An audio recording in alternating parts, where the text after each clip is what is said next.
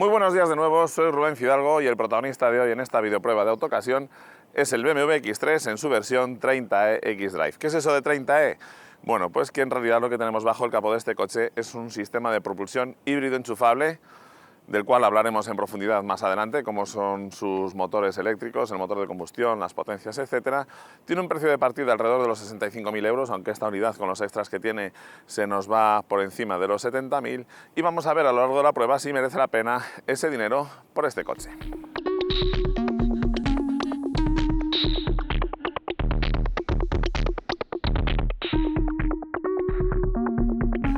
En cuanto a diseño, el BMW X3 se renovó allá por 2021 y tiene una apariencia, pues eso, bastante actual. Es un coche que no lleva demasiado tiempo en el mercado.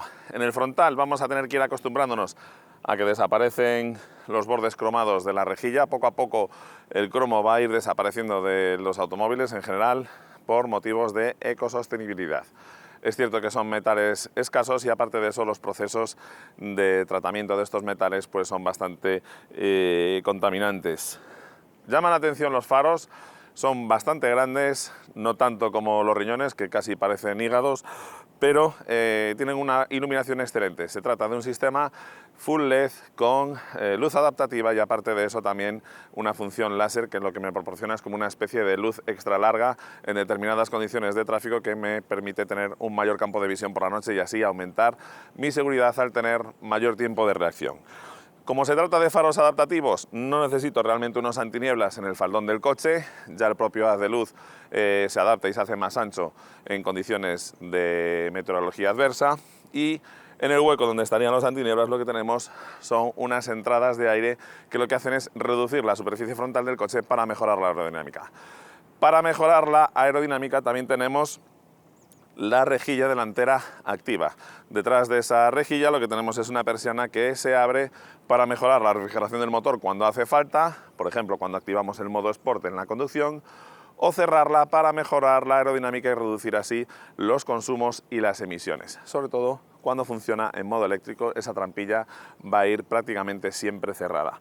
Otro detalle llamativo de esta versión híbrida enchufable es que tenemos un halo azul en el mítico logo de BMW, que lo que me indica es que se trata de una versión electrificada.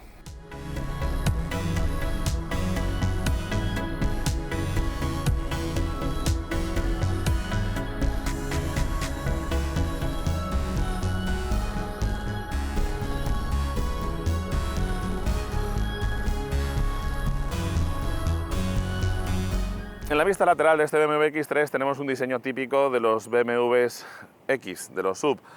Tenemos estas barras en el techo, tenemos el marco que envuelve los cristales, que tiene una silueta muy parecida en todos los BMWs X. Los acabados y ajustes de la carrocería son bastante buenos, todo queda muy bien enrasado y alineado. Esta unidad monta las llantas de 19 pulgadas calzadas con neumáticos de 245 milímetros de ancho y perfil 50.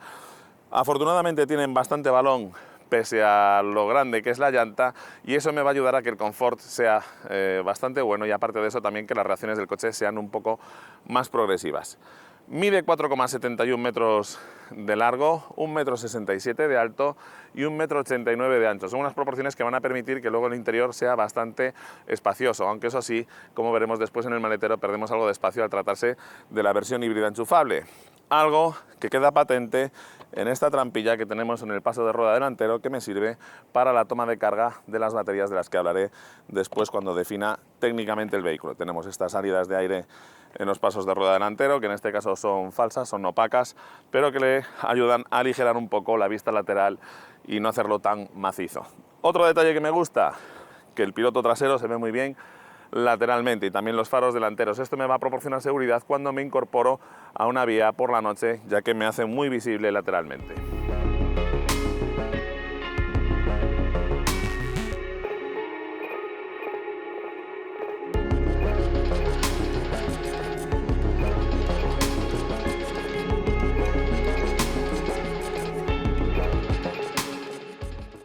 En la vista trasera de este BMW X3 tenemos lo más llamativo, que son los grupos ópticos, que son enormes, se ven muy bien además con tecnología full LED. La verdad es que la iluminación por la noche es muy buena, somos muy visibles. Tenemos un portón muy amplio que me abre una boca de carga muy generosa para cargar el maletero, este faldón imitando un falso cubrecárter y también envolviendo las salidas de escape. En cuanto al maletero, esta versión híbrida enchufable pierde 100 litros respecto a los demás X3, pasa de 550 litros, que es un tamaño bastante bueno, a 450, que se queda un poquito justo. Como veis, se nota en este escalón que tenemos aquí.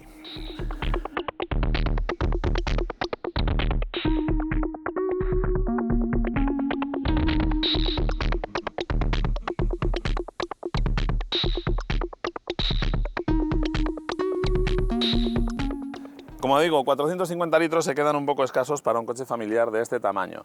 Aparte de eso, no tenemos un sitio donde poder guardar los cables de carga convenientemente. Tenemos que o bien dejarlos en casa y confiar en que donde lleguemos tengamos cable para conectarlo, o si no, llevarlo en el maletero estorbando bastante. Si necesitamos ampliar el volumen del mismo, abatir los respaldos es muy sencillo, basta con soltar los bloqueos y me van a dejar un suelo completamente plano. Tenemos una buena iluminación con estos LEDs aquí en el borde del portón, una toma de alimentación de 12 voltios, por si por ejemplo queremos llevar una nevera o algún tipo de cargador, estos ganchos para colgar las bolsas y que no nos vayan dando tumbos por el interior, y aunque el volumen no es muy grande, las formas sí son muy aprovechables.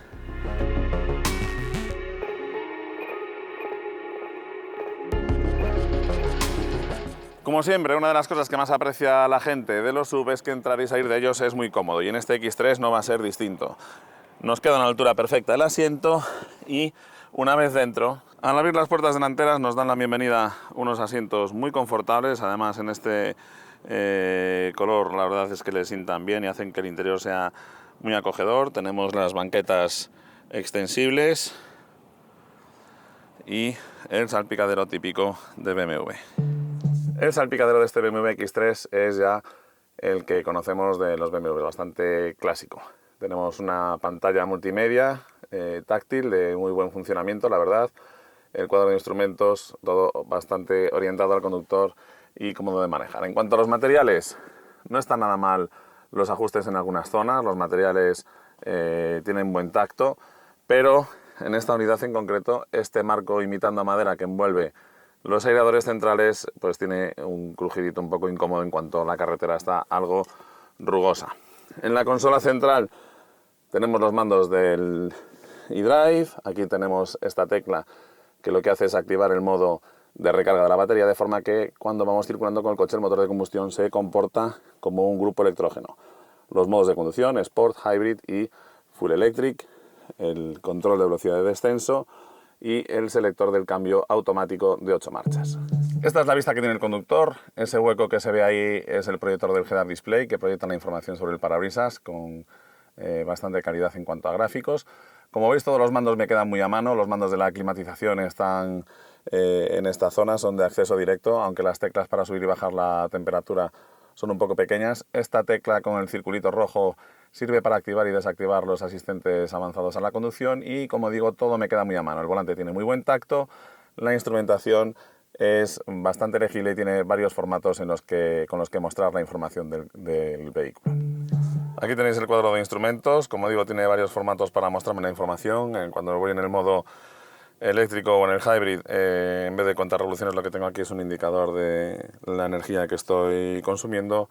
Si activo el modo Sport, esto ya se convierte en un cuenta revoluciones. Al fondo puedo mostrar la información del navegador o los datos del ordenador de viaje, etc. Al abrir las puertas traseras de este BMW X3 nos encontramos con unos asientos bastante confortables. Como veis, los respaldos son reclinables con esta palanca que tenemos aquí. 2 viajan cómodos, 3 no tanto, aunque bueno, la anchura tampoco es excesivamente mala. Tenemos salidas de aireación independientes para los pasajeros posteriores y también tomas USB-C. Una iluminación de cortesía que hace que el interior sea muy acogedor y un techo panorámico que, como veis, es enorme. También es muy cómodo entrar y salir de las plazas traseras, ya que el techo es muy horizontal y tenemos una buena altura. Una vez dentro, con el asiento delantero colocado para mí un conductor de 1,85 m, las piernas no me rozan con el respaldo delantero, pero por la mínima, y lo que sí que es práctico es que tenemos esta palanca aquí para poder regular el respaldo en inclinación.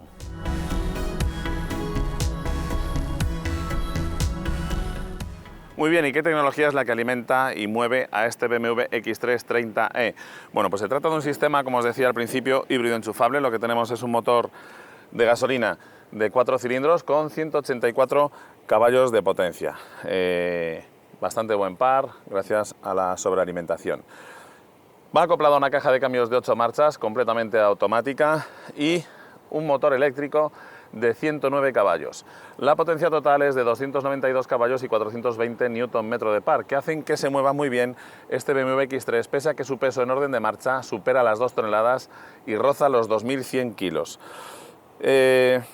La respuesta es buena. Tenemos una autonomía en modo 100% eléctrico teórica de 49-50 kilómetros, aunque la realidad es que en uso urbano es difícil incluso superar los 40 kilómetros, que son los mínimos necesarios para que el coche obtenga la etiqueta cero. En carretera la autonomía se nos va a ir a unos 25-28 kilómetros aproximadamente, y en ciudad vamos a estar con una autonomía en el entorno de los 40 kilómetros más o menos, ¿de acuerdo?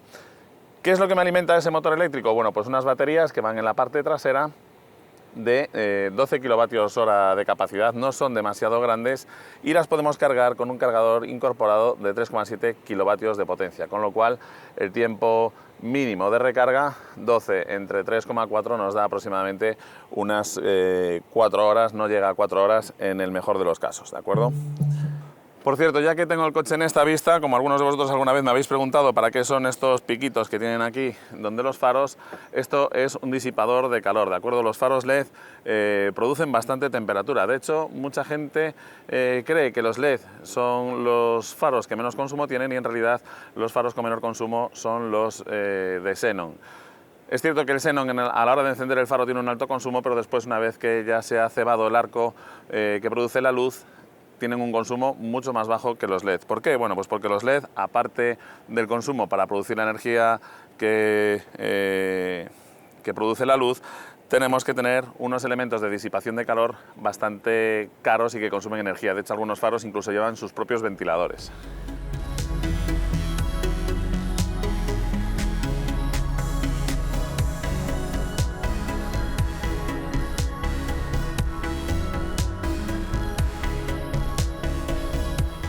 Muy bien, pues vamos a ponernos en marcha, así que me abrocho el cinturón, le damos a la tecla de Start, y como el coche está cargado en modo eléctrico, aunque elijamos el modo Hybrid, va a arrancar en modo 100% eléctrico.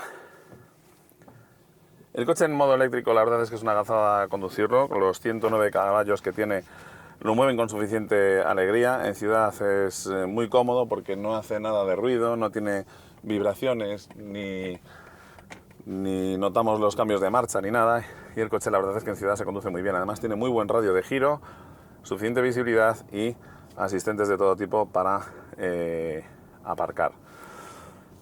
Me gusta cómo hace BMW para poder ir activando o desactivando los distintos asistentes a la conducción. Aquí puedo conectarlos todos, de forma que tengo el Lane Assist, la alerta de tráfico cruzado, absolutamente todo, o bien meterme en individual, de forma que ahí lo que hago es ir seleccionando cuáles son los que quiero conectar o no, ¿de acuerdo? Mediante la configuración. También puedo desconectarlos todos, lo que son asistentes avanzados a la conducción. El control de estabilidad y el de tracción se desactivan con la tecla que tenemos para ello. Como digo, me gusta este sistema, es práctico de manejar, y la verdad es que nos evitamos bastantes problemas, porque el Lane Assist sí que es bastante intrusivo. En ciudad, como os decía, es un coche súper agradable de conducir, maniobra muy bien, tiene muy buen radio de giro, la visibilidad es buena, y aparte de eso tenemos cámaras para controlar absolutamente toda la periferia del coche. Los 292 caballos lo mueven muy bien. En cuanto activamos el modo Sport, el coche la verdad es que tiene unas prestaciones formidables, los adelantamientos son muy seguros. En carreteras secundarias las ruedas, aunque tienen bastante diámetro, tienen bastante balón, y eso hace que me absorba bien estas irregularidades que tiene el asfalto. Aparte de eso, también las reacciones cuando vamos en el límite de adherencia son bastante suaves y progresivas, y como digo, la conducción se hace muy confortable. La caja de cambios de 8 marchas reacciona correctamente, no es de las más rápidas que en el mundo, pero en este tipo de coches tampoco vamos a pedir unas prestaciones fulgurantes. No se trata de eso, aquí de lo que se trata es de ser eficientes y luego en el apartado de consumos veremos si realmente consigue ser eficiente o no. En autopista es un coche muy cómodo para viajar, a los máximos legales se va con un silencio de rodadura notable. En curva rápida el coche se asienta y absorbe bien, incluso las irregularidades en mitad del trazado. No son de estos coches que se descomponen cuando pasamos por un badén, sino que absorbe todo muy bien. En fin, la verdad es que la conducción me ha gustado bastante. No lo he probado fuera del asfalto, creo que estos coches realmente nadie los utiliza fuera del asfalto, como mucho se usan pues eso, para pistear o cuando conducimos por zonas con algo de nieve, etcétera, pero no son coches pensados para circular fuera del asfalto, ni por la forma de los neumáticos, ni por la configuración del coche, ni por el precio y lo delicadas que son pues partes de la carrocería como los faldones, la pintura, etcétera. En fin, la conducción de este BMW X3 me ha gustado, tiene buen tacto la dirección, como digo, sobre la conducción no hay queja.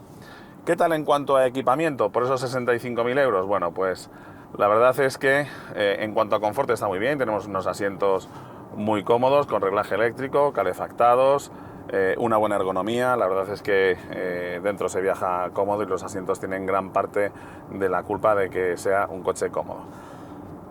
Tenemos un climatizador multizona, tenemos también las cortinillas en las puertas traseras, en fin, en cuanto a confort no hay queja.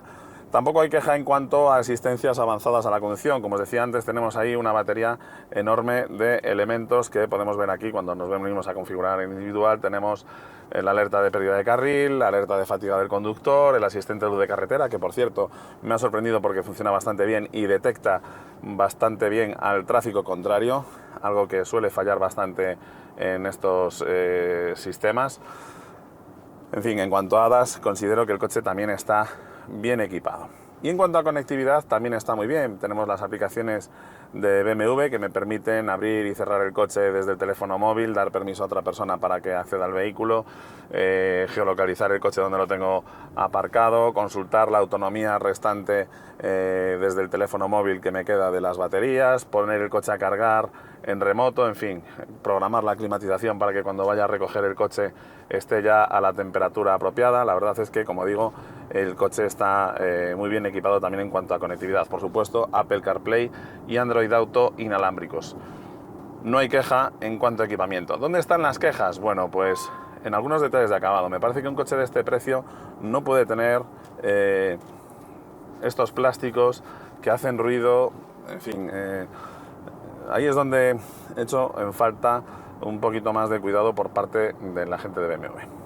Bueno, ¿y qué tal los consumos?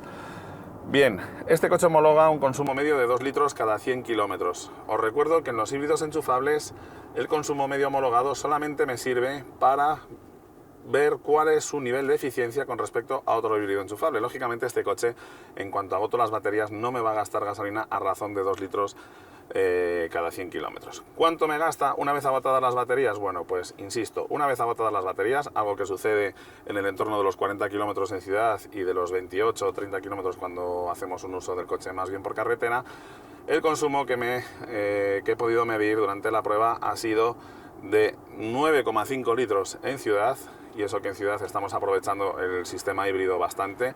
Aunque tengamos las baterías agotadas, este coche no es un coche de gasolina, es un coche híbrido, de forma que en ciudad tenemos pues eso, unos consumos en el entorno de los 9,5 litros. No me parecen bajos, pero los entiendo comprensibles en un coche que pesa más de 2 toneladas en orden de marcha, que tiene unas ruedas 245 milímetros de ancho, que tienen una fricción brutal contra el asfalto y contra el viento. En fin, el sistema de tracción total, todo esto hace que los consumos no puedan ser todo lo óptimos que deberían ser.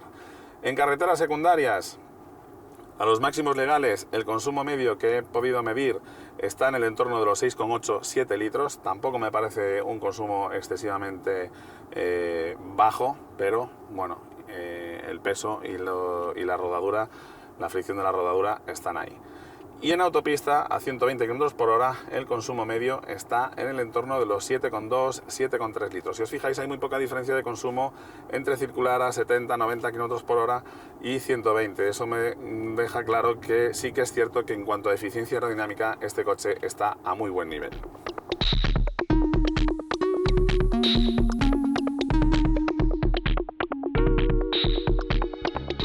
Bueno, pues así se acaba esta videoprueba del BMW X3 30e. Antes de decirte qué es lo que más me ha gustado y lo que menos me ha gustado, me gustaría recordarte que te suscribas al canal de Autocasión. Vas a ver pruebas muy interesantes como esta, también vídeos prácticos que te van a resultar muy útiles y vídeos de coches clásicos que seguro que te llaman mucho la atención. ¿Qué es lo que más me ha gustado de este BMW X3 30e híbrido enchufable? Bueno, pues por un lado la etiqueta cero es una ventaja y cada vez lo va a ser más, no cabe duda. Lo segundo que más me ha gustado son sus prestaciones, la verdad es que el coche con esos 292 caballos tira una barbaridad. Y lo tercero que más me ha gustado es su confort, la verdad es que es un coche muy cómodo para viajar con la familia. ¿Qué es lo que no me ha gustado tanto de este BMW X3? Bueno, pues algunos detalles de acabado, esos grillos en el interior, la verdad es que no son muy escandalosos, pero es que en un coche de este precio hay que ser un poquito repugnante y exigirle unos niveles de calidad muy buenos, ya que estamos pagando mucho dinero por él. Lo segundo que menos me ha gustado es el maletero. Esos 450 litros se quedan un poco escasos para un coche familiar y además ese escalón ahí resulta un poco incómodo a la hora de utilizar el coche. Y lo tercero que menos me ha gustado de este BMW X3 es que en las plazas traseras, para un coche de 4,71 metros de largo, tampoco son ninguna maravilla en cuanto a el espacio para las piernas. Pero bueno, no está tampoco excesivamente mal, no son pecados demasiado graves y se pueden perdonar. En fin, por mi parte nada más, espero que esta videoprueba te haya resultado útil para saber si este coche merece la pena o no en tu caso. Y no me queda más que despedirme y como siempre desearte mucha suerte. Hasta pronto.